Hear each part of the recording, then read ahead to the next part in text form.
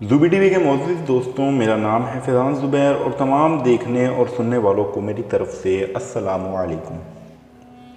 हज़रत सैयदना अबू उमामा बाहली रज़ी अल्लाह ताला अन्हु फरमाते हैं, मैंने सरकार मदीना हज़रत मोहम्मद सल्लल्लाहु अलैहि वसल्लम को ये फरमाते सुना कि मैं सोया हुआ था तो ख्वाब में दो शख्स मेरे पास आए और मुझे एक दुश्वार गुज़ार पहाड़ पर ले गए।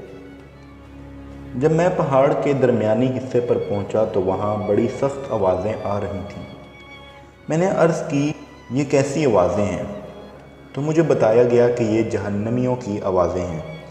फिर मुझे और आगे लेकर जाया गया तो मैं कुछ ऐसे लोगों के पास से गुज़रा कि इन लोगों को उनके टखनों की रगों में बांधकर उल्टा लटकाया गया था और उन लोगों के जबड़े फाड़ दिए गए थे जिनसे खून बह रहा था। तो मैंने पूछा, ये लोग कौन हैं? मुझे बताया गया कि ये लोग रोज़ा अफ्तार करते थे क़ब्ल इसके कि रोज़ा अफ्तार करना हलाल हो। दोस्तों, रमज़ान का रोज़ा बिला इजाज़त शरई तोड़ देना बहुत बड़ा गुनाह है।